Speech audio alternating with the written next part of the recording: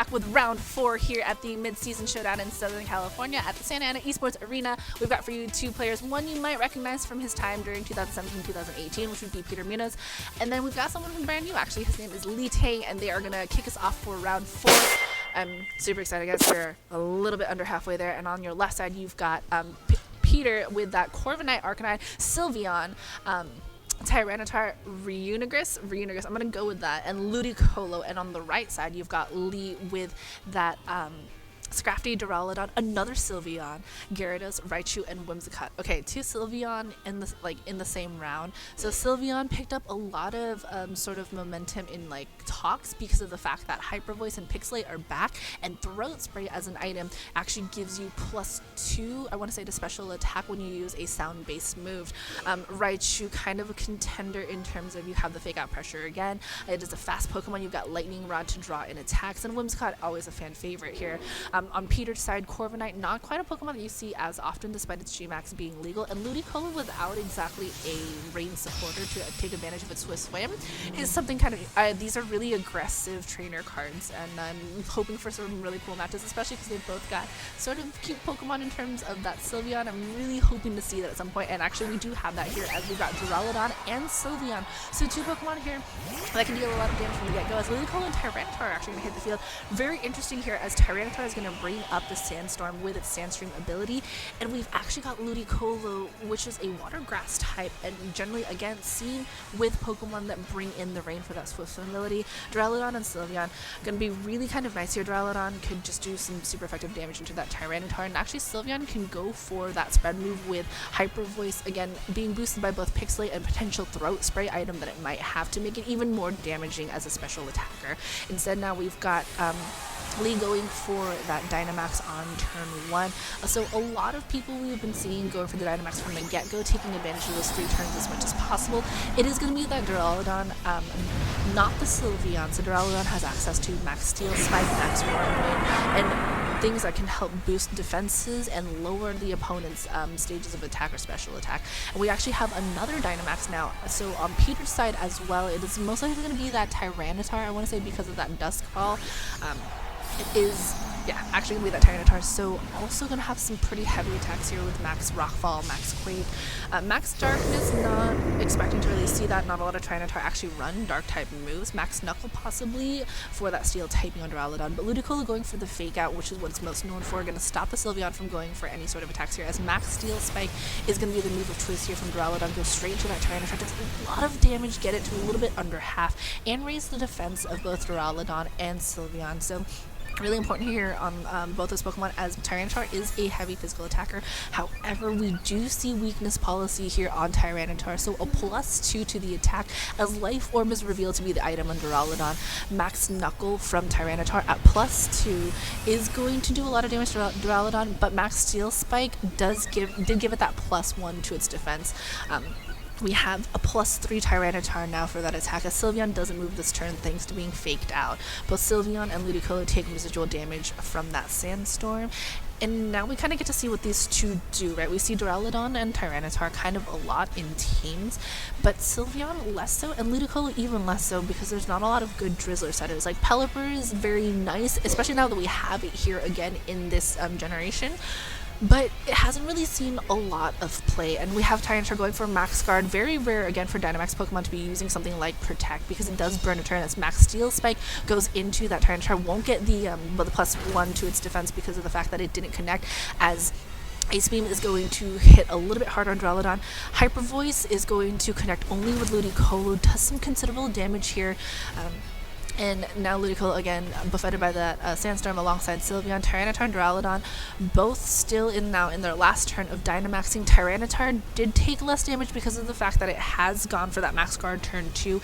Duraludon is going most likely again for another Max Steel Spike, just to make sure it gets a little bit more damage and that +1 to its defense again. Sylveon is only been taking damage actually from that Ludicolo, but Tyranitar actually going to be withdrawn, so a forced ending of Dynamax turns before the end of this one, as Peter is going to bring in his Corviknight instead. So Corviknight at full health, so not going to be able to either Gigantamax or or Dynamax, but Max Guard on the last turn here for Duraludon not wanted to get knocked out by that Ice Beam, so going to stick around for another turn because it doesn't take damage from that Sandstorm, but Hyper Voice into both Ludicolo and Corviknight. Corviknight taking a little bit of damage, but nothing considerable from that Hyper Voice, as Ludicolo takes a little bit more damage from Sandstorm.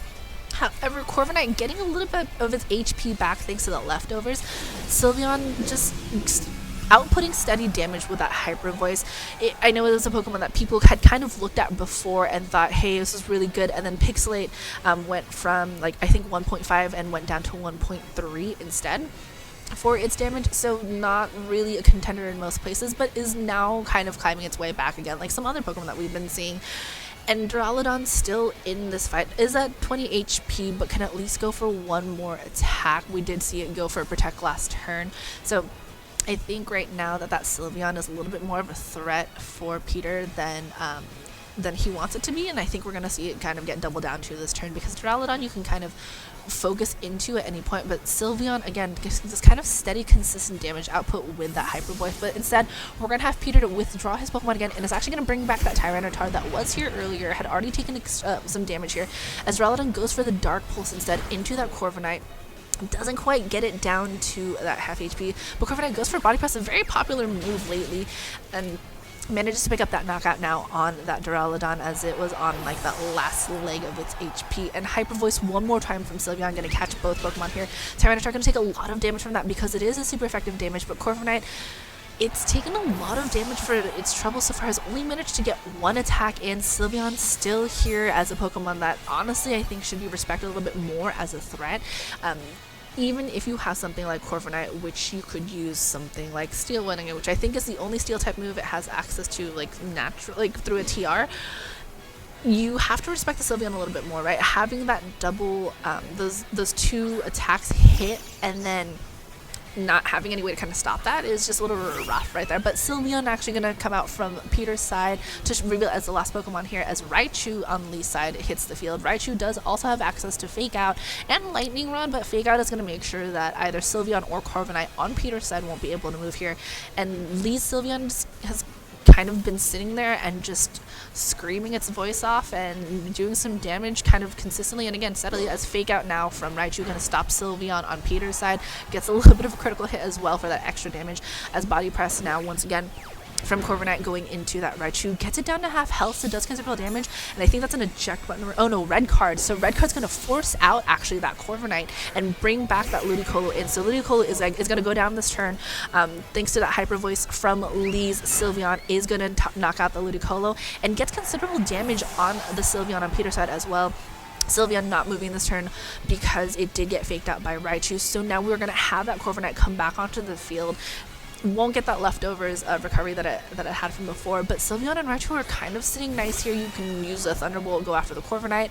Another Hyper Voice or two should be able to either pick up the knockout on Sylveon and get pretty close to Corviknight. A double up into it from Raichu would actually just take care of that, but Raichu going for Volt Switch, going to do a lot of damage into Corviknight, actually picks up the knockout thanks to that super effective damage, and allows that Raichu to switch out. We are going to see Lee's last Pokemon because of that, and I think the Sylveon, depending on which Sylveon is faster, is going to be the interesting part here, as Gyarados is going to be the last Pokemon on Lee's side, so no Intimidate. So it is going to be a Moxie here, and it does pick up the knockout for Lee's. We do see that Sylveon on Lee's side is faster than Peter's. So here's a couple things, right? Lee's Sylveon sat there the entire time, had consistent damage output. That Hyper Voice just kept going and going and going, and it never got hit by anything except Sandstorm and maybe one or two moves from Ludicolo. And I think if you're Peter, you have to kind of figure that out for next time, right? The issue is when you look at that, you think to yourself, oh, I can take care of Sylveon later, but leaving it alone like that means that every single turn it's doing some sort of damage to your Pokemon, and you can't just let it sit there like that.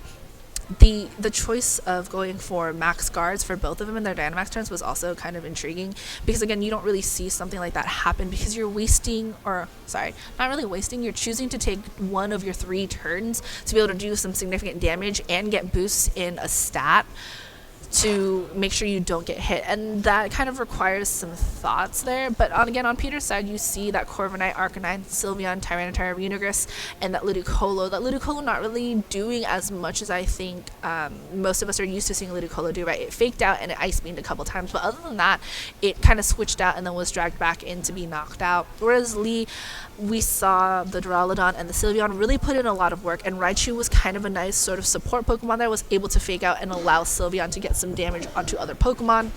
And we know that it has Volt Switch, and that Volt Switch is allowing him to like be able to pivot and still do damage. We know that Raichu is faster because we did see it go first before the Corviknight, and I think Peter has to kind of be aware of how much damage he's allowing Lee to get onto his Pokemon without returning any of that in return.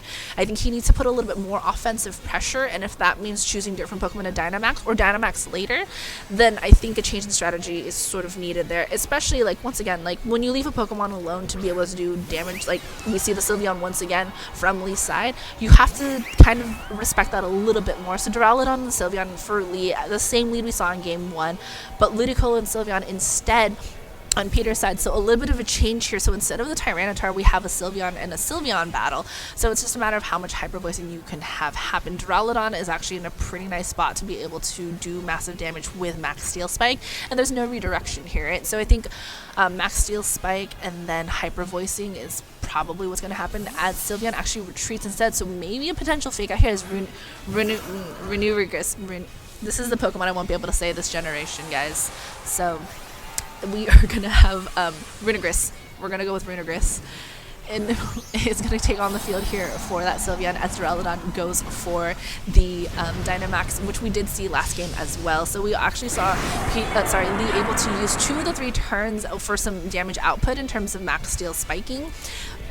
And now we're actually also going to see Peter go for his own Dynamax from turn 1. So instead of having the Tyranitar go, it's going to be that Ludicolo instead. So Ludicolo is going to be able to at least bring in its own weather, which would be really nice, right? You go for Max Geyser, bring in the rain, and then your Swift Swim is going to be able to activate, and you'll have a little bit of a better time with Ludicolo here, and you'll do a little bit more damage every single time.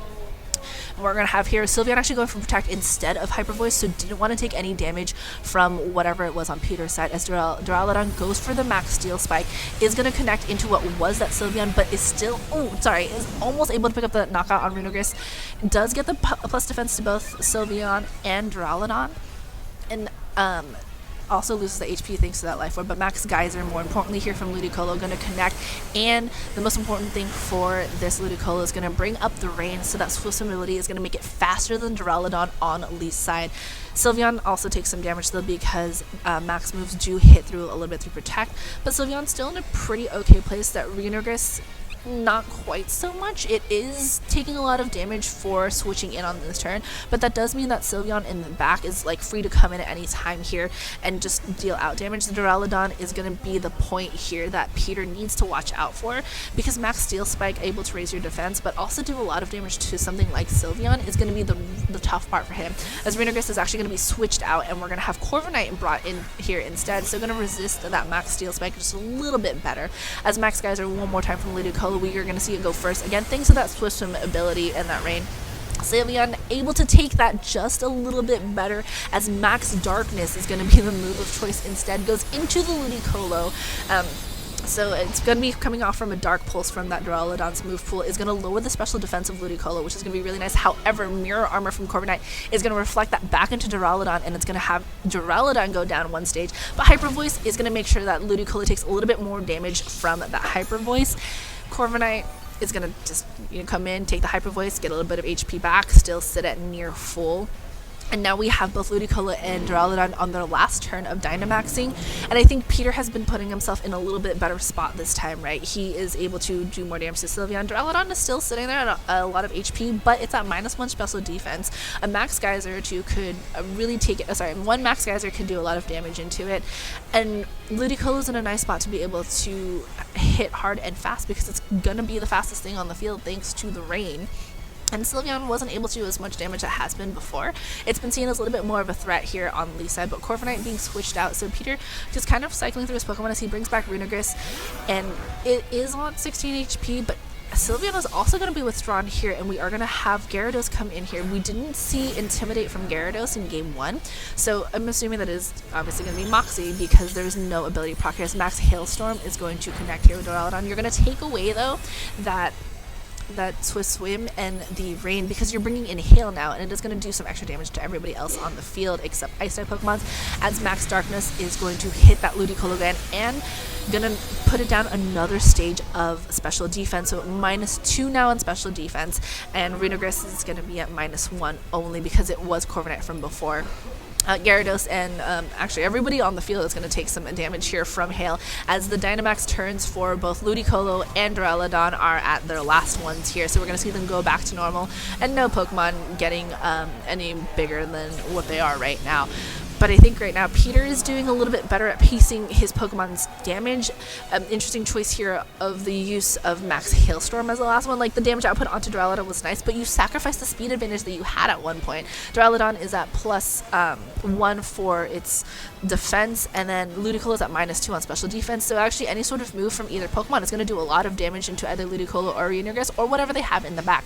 Ludicolo is going to be switched, I think, for Corviknight is going to come into here, because Corviknight is at least able to take some specific moves a little bit better, as Waterfall, though, is actually going to go into Renograss, and that Renograss ate a berry at that moment, and that was that was actually very interesting. Ooh, Wandering Spirit, because it does activate on physical attacks, the Moxie does not proc anymore, so you don't get that +1 attack. So that was actually a really nice way for Peter to make sure that, well, it wasn't his choice, but that Gyarados isn't able to get some of that extra attack that it had from before, right? The Pasho Berry, a very good choice here for Renograss as well, because you're able to kind of stop some sort of water Pokemon when they hit you with, like, physical attacks. Corviknight actually in a pretty okay spot. It's come in at times where it doesn't take as much damage as it can, and Sylveon is going to be able to at least hopefully pick up a knockout on Duraludon, or one of the two, because Duraludon is going to do a lot of damage with something like Flash Cannon into Sylveon, and Gyarados could just go for waterfalls, could go for just heavy attacks. Won't be able to get the boost anymore from the Moxie thanks to Wandering Spirit, but it's still a heavy hitter, right? So Sylveon is going to go behind that Protect. Is it going to want to take a Steel-type move from Duraludon, as Gyarados goes for the Waterfall? Ooh, actually goes into the protected Sylveon instead, and Flash Cannon is doubling down into that Sylveon, which leaves this Corviknight free to attack and not take any damage this turn. Goes for the Body Press into Duraludon, does pick up the knockout, and Body Press is based off of weight, so normally wouldn't do that much damage, but 11 HP, it's pretty easy for Corviknight to achieve in this case, as all Pokemon on the field are still going to take some residual damage from that Hail. However, Corviknight, as always, is going to munch on those leftovers and gain a little bit of health back. So this time, this Corviknight is the Pokemon that's been switching around, kind of getting HP back, getting some damage, picking up a couple knockouts. However, Sylveon is kind of in a nice place on Lee's side to come in here if needed, but Raichu, we saw that Volt Switch do an insane amount of damage into that Corviknight, has the fake out potential as well. So Sylveon already protected. I mean, unless you're switching out for a Ludicolo, you're actually going to lose Ludicolo if you switch out because of the potential fake out. But Raichu and Gyarados are sitting at really nice spots to be able to either do a lot of damage or pick up some knockouts. This Corviknight is like, you know what, I'm not going to let that happen. And Ludicolo is going to come in for it. Ludicolo at 17 HP after all the damage from the Dynamax turns, as fake out from Raichu goes into Sylveon, and Gyarados goes for the Waterfall, going to double down into Sylveon, doesn't want to worry about anything like a Hyper Voice. But Sylveon is still here to stay for at least one more turn, and Sylveon moves third in this order potentially, as we did see it flinch after Gyarados and Raichu had already gone.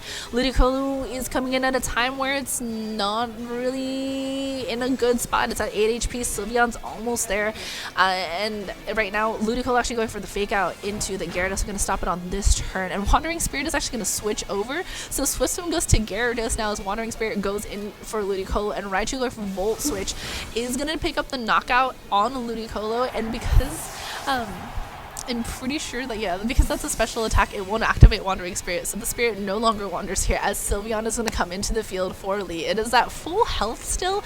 It's at 63 health, but it's still at a good spot where it can just Hyper Voice for things later, or if not, Raichu can come in and fake out, as Sylveon does get knocked out. So, I mean, essentially, you try to... Ooh, that is a Life Orb, Sylveon. So... very nice. Like, that was really lucky for Peter that Hail stopped right at that moment. At 29 HP, you actually either have to protect or risk getting knocked out by by a fake out here. And it's actually going to be up to Raichu, right? So I think what you should do here is you go for the fake out into Sylveon, and then just go Waterfall into Corviknight, or vice versa, right? You stop Corviknight and then you go into Sylveon, because either way, you know that Sylveon's going to go third. So you want to get at least damage into Corviknight and knock out the Sylveon. So I think you fake out Corviknight and go for the Waterfall, so Corviknight doesn't go on this turn. Or either or. Like, actually, I think either or is fine, because Raichu hitting the field for the first time again means that it has that fake out potential. And so here we go. That fake out is going to stop the Corviknight from moving on this turn, and we're going to see Waterfall from Gyarados, because no Protect from Sylveon, as it picks up the knockout now on the Sylveon. And that just means that Corviknight is the only Pokemon here left. We saw from game 1 that Corviknight was slower than Raichu, and Raichu has access to Volt Switch, and so Corviknight doesn't have any moves that can hit both Pokemon at once or even come close to picking up a knockout. So instead, we're just probably going to see the Volt Switch into Corviknight, and then any attack from Gyarados going into that, and we are... Yep, there you go. So Volt Switch from Raichu into Corviknight almost picks up the knockout. Not quite, though, but Waterfall from Gyarados, because Gyarados is going to be faster than Corviknight, managed to pick up that last remaining bit of HP, giving game 2 and the round to Lee Tang. So that puts Lee at 3-1, actually. This is his first event, so it's kind of cool to see people do really well, and I love seeing Sylveon always being used. I think game 2, Peter played a lot better than what we had seen in game 1, right? You respected the damage from Sylveon a little bit more, and I think Lee was just able to have consistent damage and was able to understand his positioning. Like, Raichu was very, very well played in those 2 matches, having able to switch out, and the Volt Switch and the fake out pressure. So, I mean, good job to both of them. I mean, congratulations to Lee as well. I always think, for this season at least, it's been very fun seeing a lot of new people kind of show up and show us new strategies sometimes, or you know, things like that. But we'll see you guys for round 5 in just a little bit, so don't go anywhere, okay?